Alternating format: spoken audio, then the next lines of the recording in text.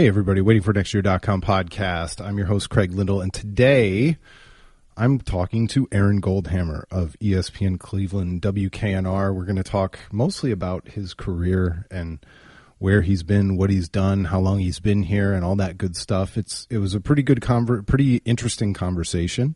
I certainly enjoyed it. I think you're going to enjoy it a lot, too. Before I get there, though, I want to tell you about the only way to support Waiting for Next Year, other than reading and listening to the podcast, is Patreon. People sign up. They give us a little bit of money every month, and we try and make it worth your while. That's patreon.com/WFNY. We've made T-shirts. We've made stickers. We give you special access to talk to us and give us feedback. I even posted a private podcast there that nobody else got to hear. There's also a discount code for GV Art, one of our wonderful, wonderful partners that nobody else has access to. And you can only get that if you're on Patreon. It's patreon.com/WFNY for very little money or a whole lot of money, depending on what you can do. We appreciate it very much. And now my interview with Aaron Goldhammer. Waiting for next year. Waiting for next year. It's the waitingfornextyear.com podcast. Special guest in studio, which is actually a conference room, but we've never talked before. Aaron Goldhammer, how's it going, sir? Well, we've talked, but Yes. we've never talked in a way that it's getting recorded. On the podcast. Yeah. So I wanted to talk to you because I know what a giant radio head you are. Big fan of radio, and you've been in the market now basically a third of your life. How crazy is that, first of all? I mean, let me put it this way, Craig. I don't count the first 10 years of life as real life, because who really remembers anything that happens 0 to 10? And I live in this world where I have people telling me now 5 hours a day about how I'm not originally from Cleveland and I don't really understand what the Cleveland sports fan typically thinks. But I've now lived in Cleveland much longer than I lived in Denver in terms of real life. Ages 10 to 18, I was in Denver. I was in New York from 18 to 22. I was in Wisconsin with our company from 22 to 23.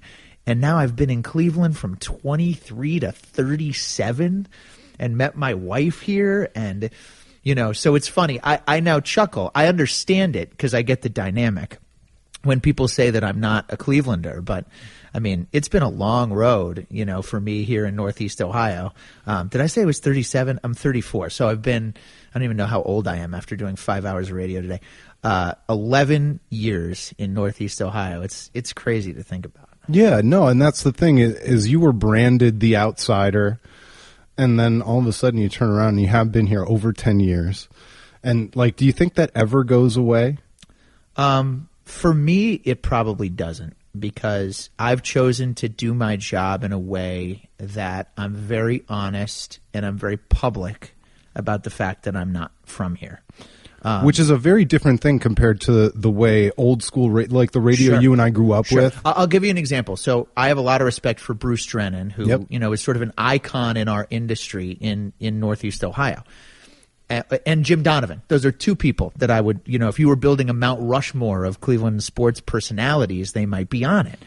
I don't know how many people realize that Bruce he says, "I love you, Cleveland." He's not from Cleveland. And Jim is not from Cleveland either, but people associate them so strongly with this market because they have been able to break down a wall that I probably never will, in part because of the dynamic and the times we live in, but also because I decided to be the guy, and I'll give Riz a lot of credit, for that, who was honest about the fact that on Sundays, I was rooting for the Broncos, and I remember watching The Drive, but I saw it from the other side. Right. And I went to see John Elway at a department store when I was 4 years old, and it's just, Craig, it's part of my story that I can't lie about. The audience in what we do is smarter than anyone ever wants to give them credit for. And if I wanted to BS the audience and try to sell them on something that isn't real, I think people would see through it. That being said, Game 7 last year in Golden State is one of my favorite sports memories of all time. Even though I didn't grow up in Northeast Ohio, I died. A part of my soul died Game 7 at Progressive Field, just like everybody who's from here. But it doesn't change the fact that I think that I see things through a different lens. It's just when Riz and I started working together the first time, and some of our other managers in our company have stressed this with me throughout. Our entire management team has said you have to be authentic to who you are, and you have to feel comfortable sharing strong opinions on the air, even if they're not going to be the most popular opinions. So I've decided to live that as my badge, and I walk around town with it. I carry it, with me here when I'm in Cleveland, everywhere I go. So do you think, how much of that comes from just the management and your philosophy, and how much of that do you think comes from, your influences growing up in radio? I mean, because we've talked off the air before, and I know you guys are, a bunch of you guys have paid attention to the Stern Show over the years, and all the radio that was iconic that we grew up with. It was all about, airing your own dirty laundry, and the show being almost as big a topic of the show as any of the topics. Yeah, well, first of all, for me, my taste in our industry, what I find the most entertaining is when the show becomes the biggest thing on the show. Jim Rome, has famously said the biggest thing in the jungle should be the jungle. Yes. Howard invented this idea of taking you really behind the curtain, So I think nobody heard of a producer before. Exactly. Or what a producer, as far as I know, or what a producer did, or thinking about. I was listening. One of my favorite shows now is actually hosted by a buddy of mine, Evan Cohen, who you've had the chance to meet. It's called Morning Men. It's on Sirius XM. It's on Mad Dog Radio in the morning. If you haven't gotten a chance to listen, you need to, because it's just so fun. And today they interviewed the janitor at Sirius who washes their toilet while they are also trying to go to the bathroom. Like, it's one of those, she's constantly trying to enter the bathroom while they're in the bathroom on break. And they asked her for her NCAA tournament picks. I mean, before some of these shows that we talked about, no one even has the idea to do that. No. But I think it's so fun. So I think some of it, it's a mix. Some of it comes from Letterman.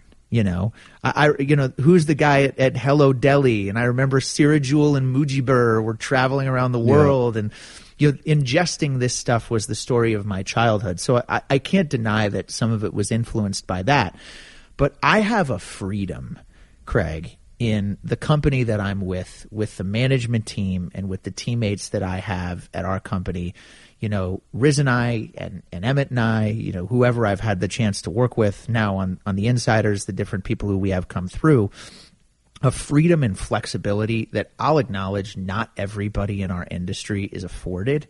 I would say most probably are not. Yes, right. And because I have that freedom, it probably made me feel more comfortable, because the Craig Karmazins and the Keith Williams and the Sam Pines and the Evan Cohens, and not only that, but also the teammates that I've worked with have experienced the same freedom and have felt that level of comfortability to be able to just relax and be yourself on the air.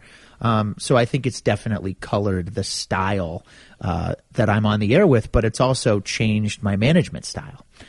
It's also changed the way that I coach teammates as well. So, I think it's probably a mix of both. Well, and that's something I wanted to ask you specifically about. It's something I know a little bit about, but for as much time as you spend on the air, and you spend a ton of time on the air, like weekly, you spend just as much time doing stuff off the air. ESPN Cleveland, as far as I've known and can tell, is an all hands on deck where everybody kind of does everything.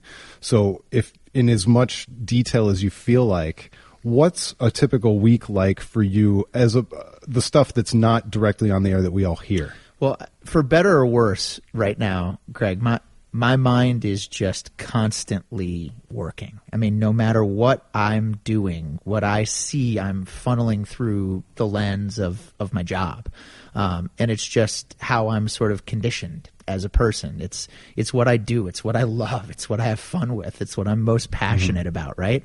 So I'm constantly in that mode. So people ask me, how do you prepare for a show? And Riz and I don't have a show prep meeting. Like, that doesn't exist in our world. Which is also not normal. A lot of, I don't know if it's not normal, but many shows have daily production meetings ahead of going on the air. Right. And Riz and I have a rule where we don't like to talk to each other before we go on the air in the morning, because our fear is... And you think that's functional as opposed to dysfunctional? I think it is. Yeah, I mean, it works for us because we don't want to let any of the good stuff happen off the air, you know? Mm-hmm. I got hacked this morning on Twitter.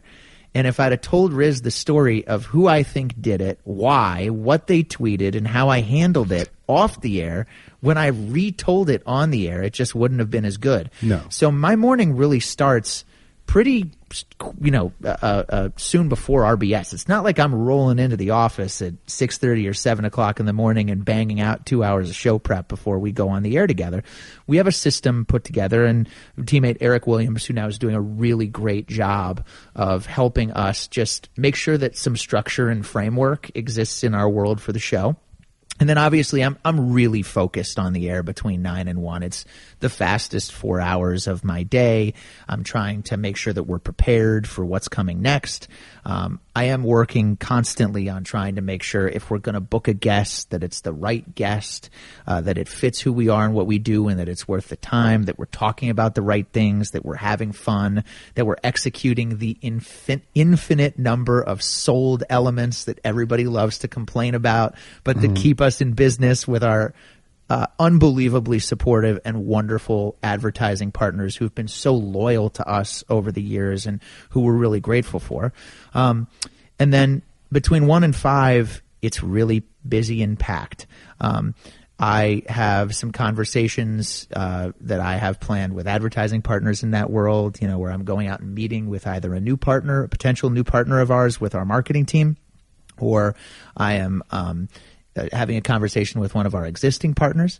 And then there's also a lot of coaching that goes on in our building with other teammates who I'm working with to try to either get them better as producers, get them cleared on how to run the board to begin with, which is sort of the entry-level spot with us, but which is so important. I'll just tell you a quick aside story that I have to share that I love about running a radio board, which you'd think would be the most like low-life job in the world, especially in 2017. Steve Smith, NFL wide receiver, just retired, Baltimore Ravens, Carolina Panthers, Pro Bowl player. His attitude is unbelievable. He was coming in to the broadcast world, and the first thing he wanted to do was learn how to run the board, because he didn't think that it was fair for him to be on the air behind the microphone if he didn't know how to do every job in the building. And it's a lesson that I try to share with our teammates all the time. So I'm involved in coaching all the way, you know, to that level. I mean, I administer the board op test for teammates at ESPN Cleveland. The board op test. Yeah, you actually have a test. That we actually have a test that you have to pass to get certified. And if you hear us miss a legal ID or screw up a commercial, please tweet at me, and we will get it corrected and get it ready to go.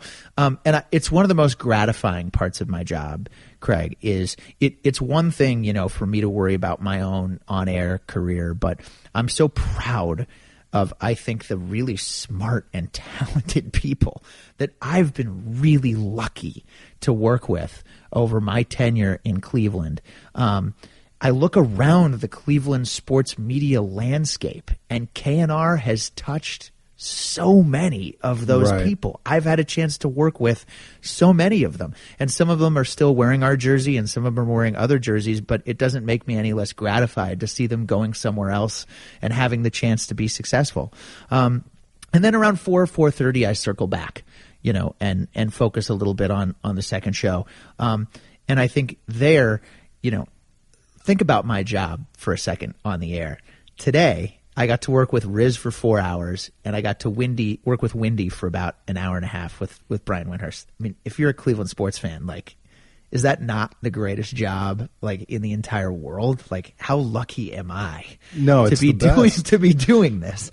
You know, we feel very fortunate that Windy picks up our calls whenever we ask him to be on the podcast. It's awesome. I mean, I learn something every time I talk to him that I didn't know before about what we do, about the NBA, about. I mean, his cell phone number is invaluable to someone who's in our position. And I get to work with Tony Grossi, you know, who's just such a wealth of knowledge and experience and perspective.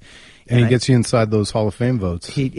Sure. And I get to work with Gerard, who's won 3 Super Bowls and was in the locker room with Bill Belichick. And so that's, you know, around 4 or 4:30, I circle back to that insider show. And then at night, a lot of times I'm trying to maybe give my mind a little bit of a break, but I'm also trying to think about what's going on for the next day or for the next series of days.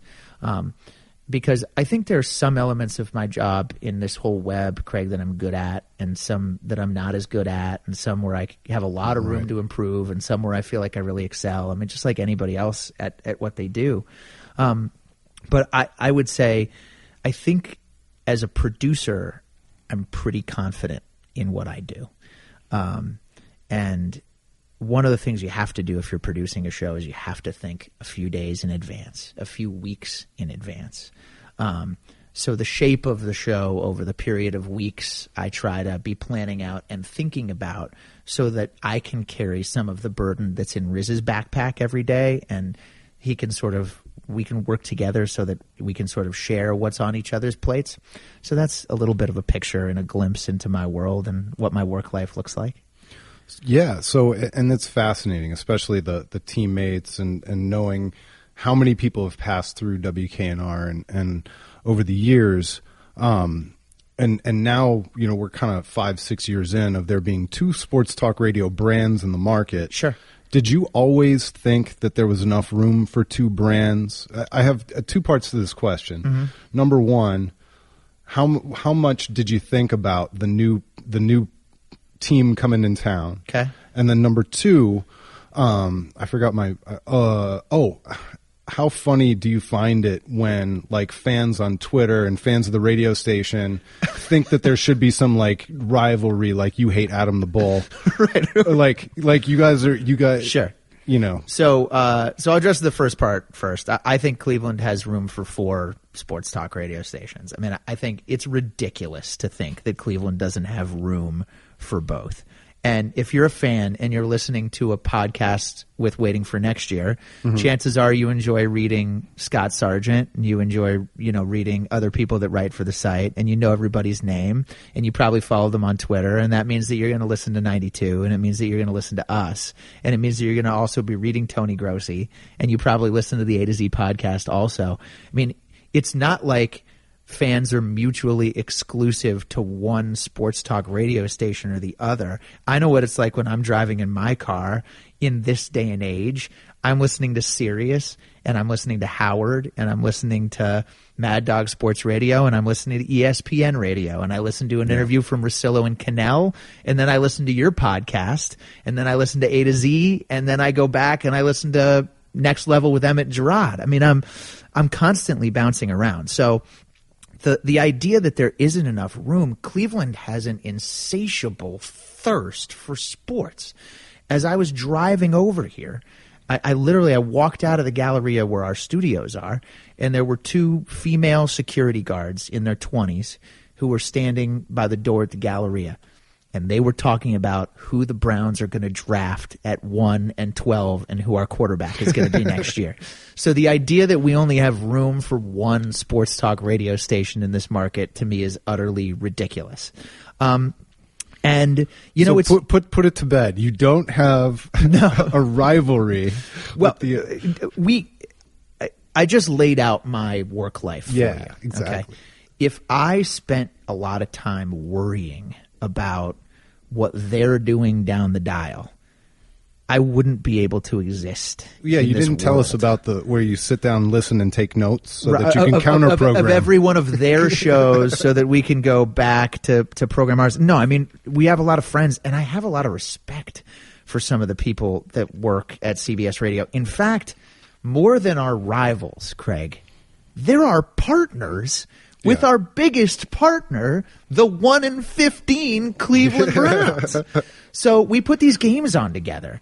On Thursdays in football season, I jump on a conference call with Andy Roth, who's their program director at 92.3, and Jason Gibbs, and we work together to produce pregame shows and shoulder programming. Like, I use radio-y phrases, shoulder programming. What the hell does that mean?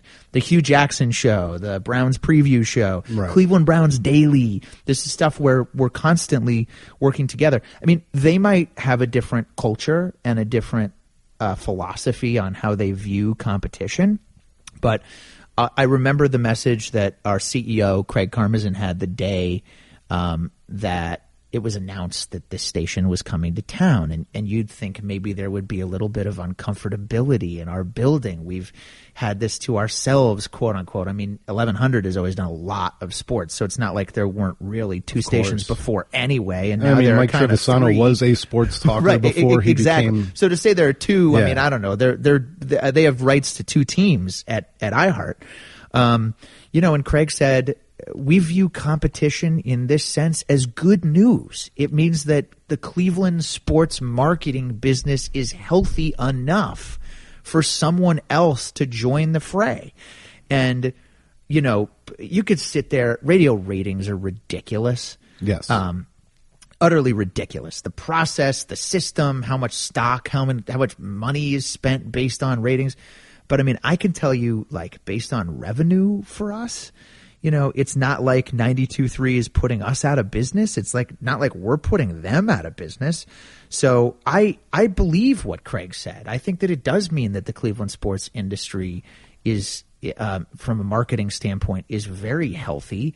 And I have a lot of friends down there, and sometimes things might get said that are going to piss you off or upset you if someone else is doing a show. Of course, like, we're all human and we're all competitive to an extent. But it's not like I'm constantly comparing what we're doing, or I think our teammates are constantly comparing what we're doing to what they're doing. We have a belief, Riz and I have a belief, like, we do what we do, you talk about what we do. And I think there's a lot of chatter out there about what we do. And we try to spend our time worrying about what we're doing. And we're happy if everyone else is talking about what we're doing, because it means that they're listening, and maybe they're buying Jobies, and maybe they're buying a car from Mike the Ganley Man. And that, is, in the end, it's what we're in business for. So every now and again, you do end up with one of those things that happens on the air, that ends up getting talked about everywhere else. And, sure. And certainly it hit our site too.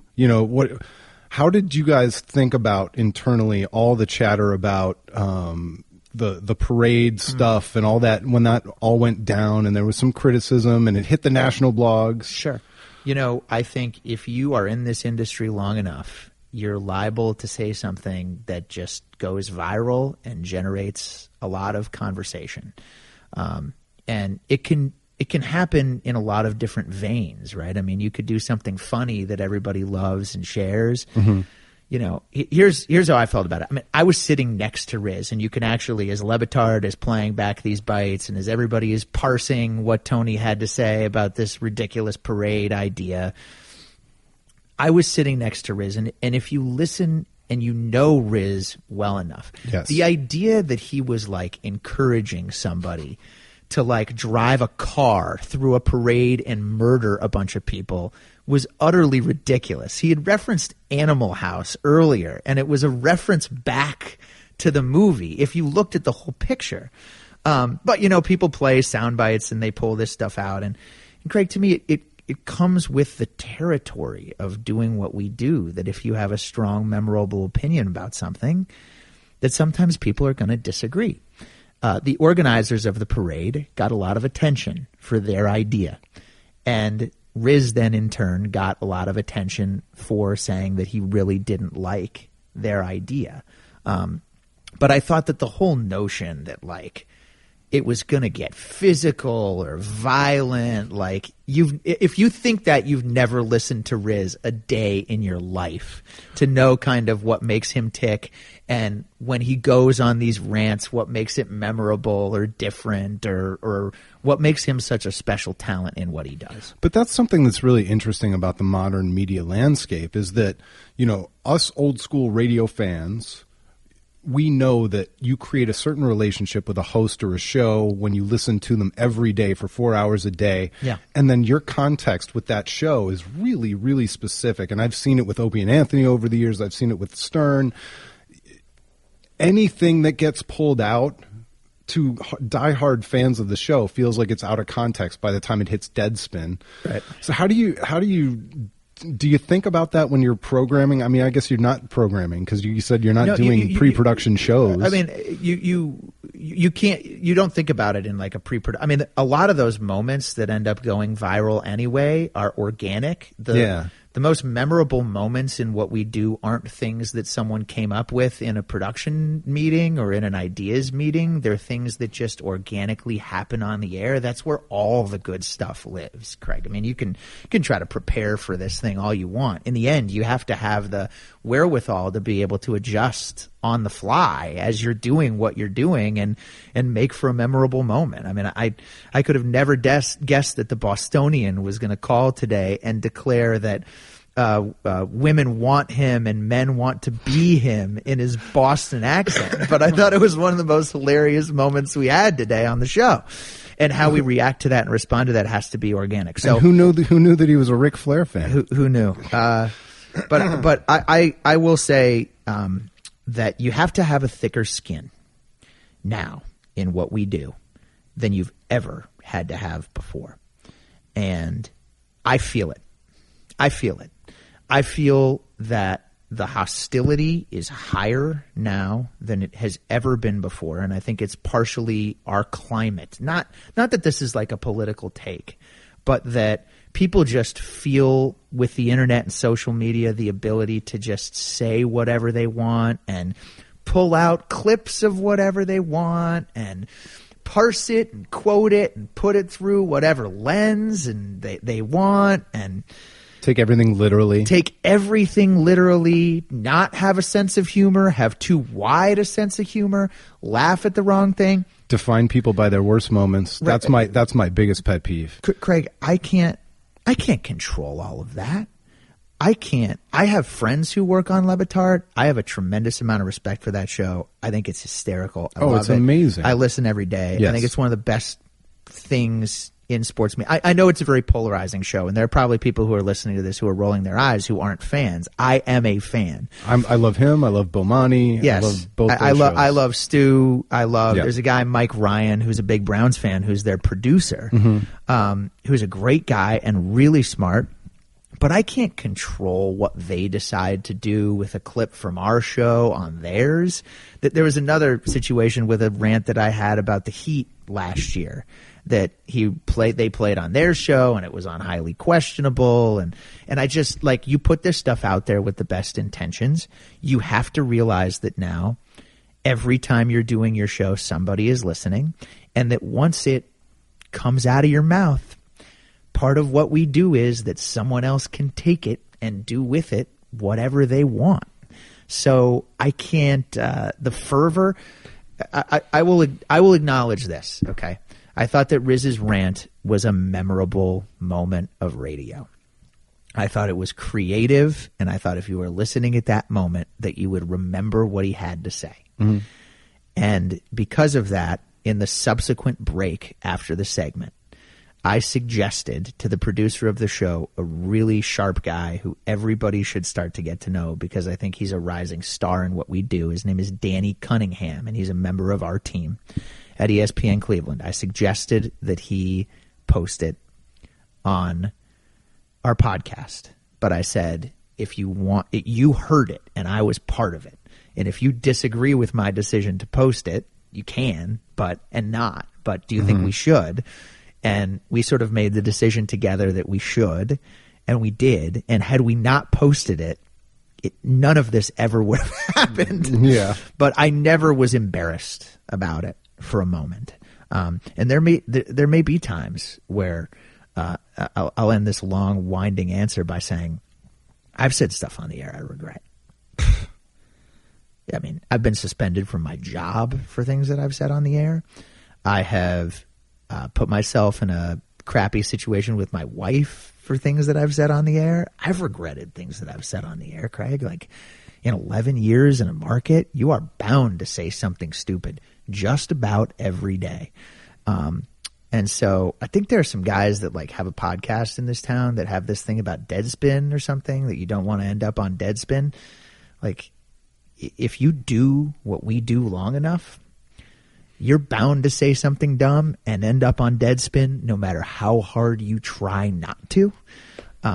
And I put our station's license in my hands, and it's every day for 5 hours, and it's never lost on me for a second that every word that I utter is putting my career and the careers of the teammates and my family and the people that I love in jeopardy.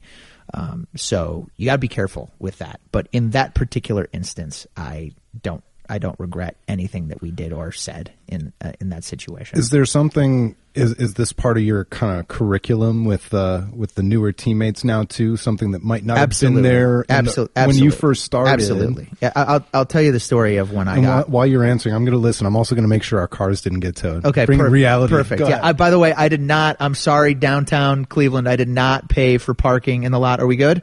Good. Nice. All right. Sweet. Listen, I mean, I think you have to teach it. You have to coach it until you have to coach it before someone cracks the microphone for the first time. And I don't know, we always had like a clause in our company policy about obscenity. Mm-hmm. But sometimes you learn as you go. RBS has been fined by the FCC for running a contest that the FCC deemed to be illicit. I don't know. I mean, it's who said that? We weren't clear enough about the prizes. Like that, these are mistakes that we've had to learn from as we go. And now people don't realize how strict they are about prizing and contests and fairness and rules. Yeah, and if you want to, and be nobody on actually the radio, benefits from the really fast rules clauses from contests. Right. I can't wait until radio really does totally go out of business, and then what we do is just something that you can stream on your phone, and we don't need to worry as much about all these ridiculous rules, but there are a lot of hoops that you have to jump through in order to, to be on the radio, to have a licensed radio station. And that license is partially our lifeblood in 2017. So we have to be very careful. I'll tell you the story of when I got suspended. We were talking about Barack Obama gave a speech on NBC, on every network. And I think it was after Sandy Hook, after the massacre at Sandy Hook. Mm-hmm. And it was a speech that everybody wanted to hear, and NBC decided that it was important enough to preempt Sunday Night Football. It was on a Sunday night. So they decided to bump part of the Sunday night game over to NBC Sports Network. There were a lot of fans that don't get NBC Sports Network or don't know how to find the game, and they were tweeting some really offensive things at NBC about their decision to put our president on instead of the football game. And so Riz and I got into a conversation about social media and about how brutal it can get and about how tough it can be and how thick your skin has to be. And in that conversation, I was trying to express, how sometimes these things can cut a little bit. We can say they don't want to. And, I'm sure my boss, would say like, hey, don't worry about it. But like, we're all human and sometimes stuff hurts.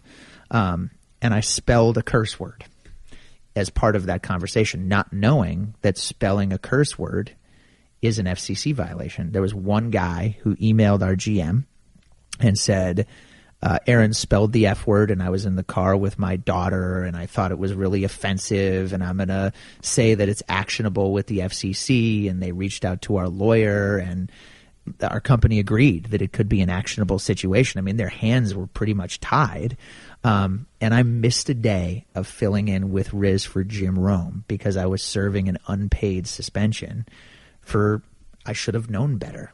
why do you have to spell that word? Like, it's just like Right. it's one step too far, right? I could have alluded to it without actually spelling it. It's an amazing learning experience. And I try to tell that story to everybody who I'm coaching because of this. You want to be opinionated, but at the same time, Craig, if you think that there's a chance that something might cross the line, you're probably better off dialing it back a little bit. Sure. Because in the end, what did I get out of spelling the curse word? Like, what did it accomplish? Did it illustrate my story better? No. All it did was get me in trouble. And so we totally coach that. And, everybody who's a part of our team with coaching, Emmett Golden now is starting to do more coaching of some of our interns and younger teammates and that kind of stuff. And he has his own stories to tell about stupid things he said on the air. If you're in this industry long enough, it is a long list of dumb stuff that you've said. And I understand, and your story is good, but from a meta standpoint, to think that that's a violation, to think that that's offensive, to think that that's actionable is like, if even 3, 4, 5 years down the road, it's hard to believe that we're still going to live in a place where that's real. The intent was not there. That's right. But the intent to the FCC, Sure, Craig, doesn't matter. And, it was a learning experience. Yeah. It was, did I disagree with the decision? Maybe.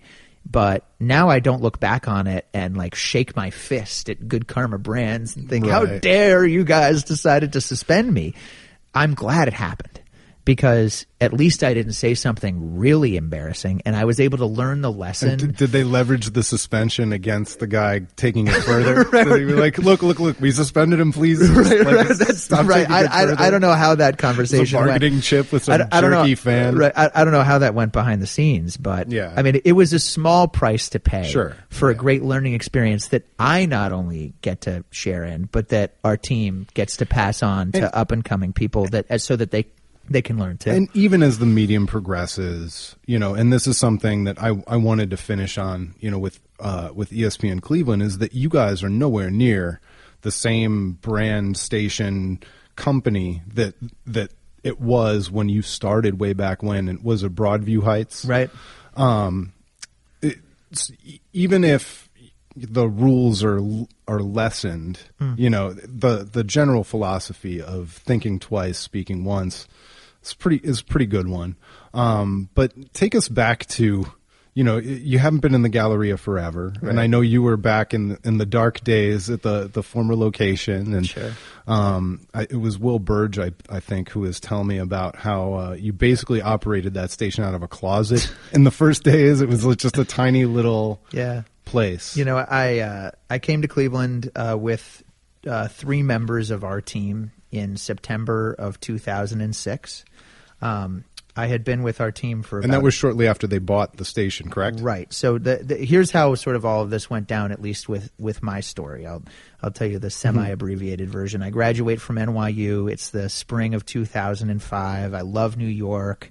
I'd love to stay there, but I have this dream of going after, trying to give it a real shot. And I decided I was going to try to go to a small market. And I had sent out resumes to a bunch of different places, and I had a couple of different interviews in really remote spots. Which is a really good strategy. Yeah. If you can sacrifice, if you're interested in doing this and you're asking me what to do, there are people who've been able to break in, behind the scenes and then go on the air in a big market. And it's a tried and true strategy in TV too. Yeah. But these guys go to Wyoming or wherever. Right. And what it allows you to do is go somewhere where the stakes aren't as high. Get reps. And where you can get reps and make mistakes. Larry Sanders is going to the D League. He's actually played in NBA games and they're sending him to the D League for a little bit. But I didn't see this first opportunity as the D League. I'm really pretty lucky with where I got to start my career with a growing, small, up-and-coming, flexible, malleable company where I could be friends with the CEO and play basketball with him and be able to ask him questions about my career. Like, if you start working for CBS or iHeart, or you don't have that ability like we have in our and that's not even a shot situation. At them. It's just a totally different thing. It's just a totally different world. There are advantages that they have that we don't, and there are advantages that maybe we have that they don't. So I started in small town Wisconsin, Beaver Dam. I had to be the only Jew in like a 60-mile radius in any direction.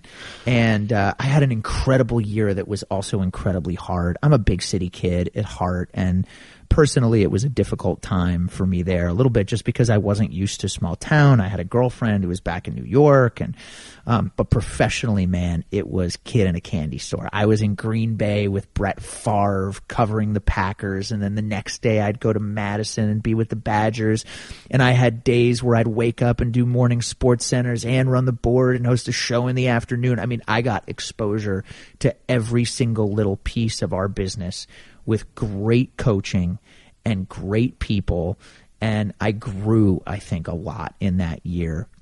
Not just because of myself, but because of the people who I had the chance to work with while I was there. Our team in Wisconsin is so hardworking and so committed, and they really set the tone for our value system of who we are as a company. And then I had the chance, after I was in Beaver Dam, to come to Cleveland about a year in. And at the time, we only owned one station, 1540 AM, which is daytime only. We now call it KNR2. It's the same station. Mm-hmm. We bought it from a guy that managed a gospel station before that. So the station was run out of a church, East 79th and Euclid. There was no heat in the building. There was no running water in the building. My first day, we were cutting down trees around the tower site, which is still there on East 79th and Euclid. Please don't go steal the copper out of the thing, because it's going to lead to a bad morning for me. They didn't teach you that in radio school? No, there's no school to learn this stuff.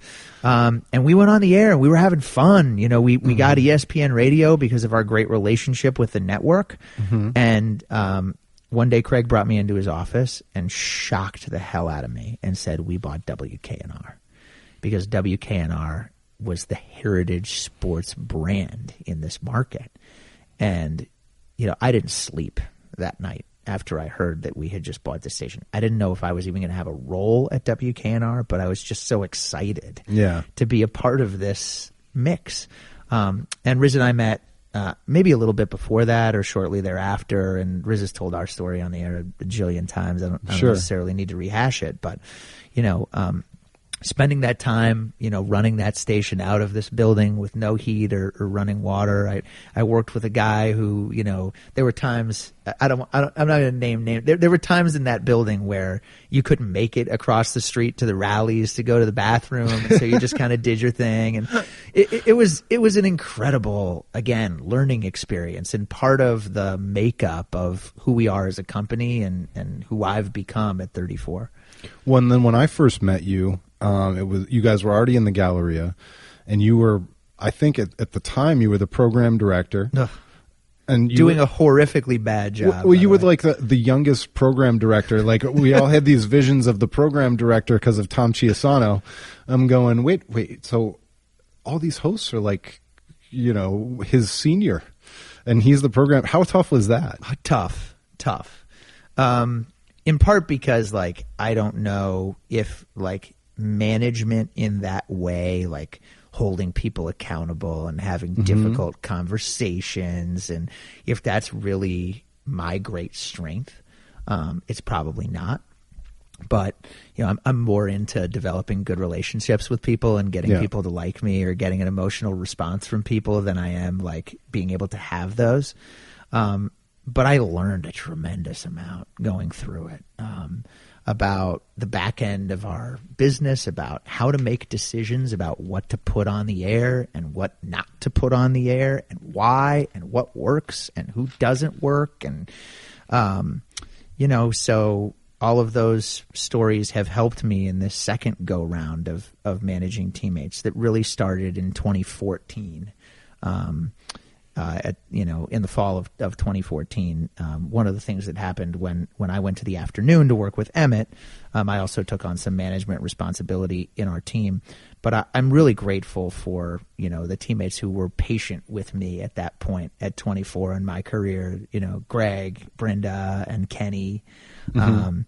And, Jason Gibbs, who's done such an incredible job for us, both on the air and behind the scenes for years. And Evan, who's been an incredible mentor and great friend throughout this whole process. Riz, who was patient with me, because I had a lot to learn at that point, and I made a lot of mistakes at that point in my career. Things that I look back on and can't believe I thought that way or would have handled it that way. Anyone in particular that's like burning at you? You wish you had the playground do-over? There's so many to think back on from that point. I can't even I can't even bring up one specific thing. But I think it was also an incredible time of growth, for our team, and I think. Going through those, and I think everybody can relate to it, making those mistakes. I think we all probably made some dumb mistakes at 25 in our career. Sometimes I think of them, and I just cringe. I'm like, oh no, no. And I'm there. Yeah. I'm there. Yeah. All right. Well, you've been really generous with your time. Before I let you go, there's one last topic that I want to hit, and that's just in terms of. You've seen where it came from. You've adapted. You do the podcast, the streaming. I'm guessing the streaming numbers are as high as they've ever been, and your distribution is almost as much or more streaming than regular listeners at this point. But how much do you think about where it's all going? You said you almost look forward to the day where you don't have to worry about it being on the radio because you don't have to deal with the FCC. But how much do you think about? I mean. The product, I think, will always translate. But how much do you think about those things, the changing and the external factors of the media market and technological market? And how much do you think about it? And how much do you just say, well, we'll just have to react when it comes? Well, let me say this, Craig. The FCC notwithstanding, I do think that sports talk is the last bastion of terrestrial radio because I think it's hyper local. And it's impossible to try to do a sports talk show that relates to and connects with Cleveland from another market or another city or another place, or absolutely for true. Cleveland fans to engage with a national show at that level. I mean, we do talk about some national topics. The day after the Super Bowl, we are talking about the game, but we're always talking about it if we're doing it right. Through a local lens of some kind, right? We were able to talk about that game through we traded Julio Jones, right? Or what Alex Mack and Taylor Gabriel and Kyle Shanahan must be feeling today, or Belichick. I mean, that's to hear Mike and Mike, who do an incredible game-changing show, talk about that Super Bowl, and have Riz come on the air and talk about how he feels with Bill, our former guy, now winning ring number 5 after he left Cleveland, and we're still sitting here with Bupkis. Nobody who's not local can do that. The other thing about radio is that it's live, and there is something, I think, powerful to be said for that. I had the pleasure of being on the air with Jimmy Donovan and Grossi and Gerard and Matt Fontana when the Brock Osweiler news came down and the second-round pick, and reacting to that in the moment as it's happening is something that a podcast just cannot capture in the way that live local radio can. So I don't think sports talk radio is dead by any stretch. Beyond that, we don't talk about what we do anymore as radio. It's audio content. And you can get it on your phone, and so can my mom in Denver, and I could when I was in Israel over the summer too, like I was listening here downtown in I'm Cleveland. on vacation in Florida. It's great. Right, exactly. And so I it's hard for me to look in the magic 8 ball and say for sure where our industry is going, and everybody wants to know, and if we could be 10 years in the future. I just think this. I think we do a really smart job of looking at ourselves as a sports marketing company and not as a sports talk radio station, we don't go and try to sell a bunch of radio spots. It's not our business to do that. Our business is to try to come up with creative sports marketing solutions. And while radio might be shrinking, the business of sports marketing, Craig, is not. Yeah, the money shifts around and moves different places, Right. But you might just be more of an events company by the time it's all said and done. That's right. Or, the digital space, and trying to figure out the right ways to maximize it. The most important thing in our company right now is a digital project that we're working with ESPN on. And if you've noticed some changes to our website over the course of the last couple of years, you've seen the content share that's going on digitally between our Cleveland station and with national ESPN and some of the Cleveland-specific content that they're producing, so that you're reading Adam Schefter and Tony Grossi on the same website. If you're a Cleveland sports fan, I don't know what more you could possibly ask for than that. But at the same time, our marketing team has the right to sell the digital impressions on ESPN.com geo-targeted locally to Cleveland. I'm talking about audio content. I'm talking about video impressions. I'm talking about display. And it's unbelievable. So you're saying you're prepared. I'm saying that we're trying to be. Yeah. And I'm saying that we're lucky that we have an incredible relationship with ESPN. That is at the core right now of who we are. And that might be on the radio and it might be on a digital platform, but it's audio content that I hope you want to listen to or watch or read, no matter what, no matter where you're reading it. Well, Aaron Goldhammer, it was great to have you on for an episode. Hopefully next time we can be a little more topical. We won't have to tell the backstory next time. Sure. But thanks so much for spending the time with us. Well, happy to do it. And I admire, so much, what you guys do at WFNY, and we're all friends, and we've gotten to know each other a lot over the years. And, I'm an avid reader and listener. So thanks for having me. All right. Until next time, everybody, thanks for listening. It's been the waitingfornextyear.com podcast.